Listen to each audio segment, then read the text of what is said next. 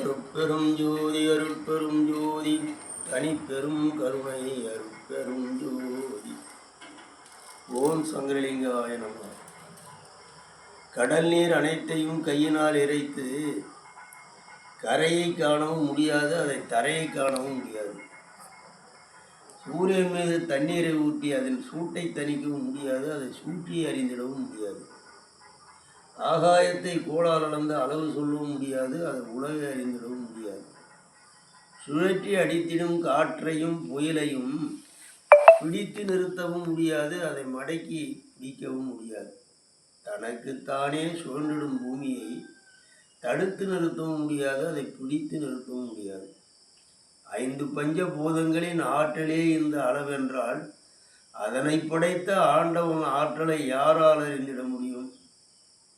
இதுதான் இறைவனுடைய சக்தி.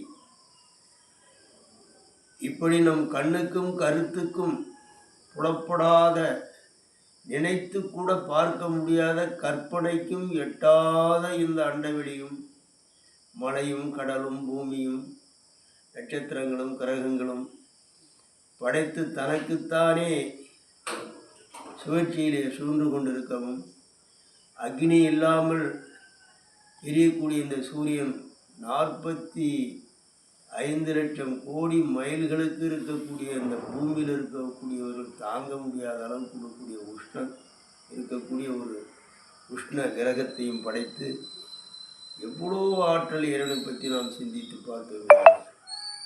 அவ்வளோ ஆற்றல் படைத்த இறைவன் நமக்குள்ளே இருக்கின்றார். நமக்குள்ளே இருந்துதான் அணுவடிவிலே, தாயினுடைய கருவறையிலே, இருட்டறையிலே, மலக்குடலிலே இந்த அணுவிலிருந்து இந்த உருவத்தை நமக்கு கொடுக்கிறார். நம் உடம்பில் இருக்கக்கூடிய உறுப்புகளை நாம் சிந்தித்து பார்த்தாலே எவ்வளோ அதிசயிக்கத்தக்க உறுப்புகள். இது எப்படி இருட்டறையில் உருவாகிறது? இது யாரால் உருவாக்கப்படுகிறது? இவ்வளோ ஆற்றல் படைத்த, சக்தி படைத்த அந்த இறைவன் எங்குமாய் நிறைந்து நம்முள் கலந்து இருந்து கொண்டிருக்கின்றார் என்பதை நாம் மறுக்க முடியுமா? மறுக்க முடியாது. அந்த இறைவன் நமக்குள்ளே இல்லையே ஆனால் நம் உடம்பு வளருமா? வளராது. அதனால்தான் மாணிக்கவாசக பெருமான் சொன்னார், நல்லூரிலின் நட்டம் பயின்றாடு நாதனே என்று சொன்னார். நள்ளிரவில் நான் தூங்கிவிட்டாலும் கூட நீங்கள் தூங்குவது கிடையாது. எனக்குள்ளே இருந்து மூச்சாக நடனமாடிக்கொண்டு இருப்பதால் தான் நான் இருக்கின்றேன். நீங்கள் வெளியே போயிட்டா, தூங்கிட்டா இந்த உடம்பு கட்டையாயிடும், சவமாயிடும் அப்படின்ற ஒரு கருத்தில் மாணிக்கவாசக பெருமான் சொல்கிறார்.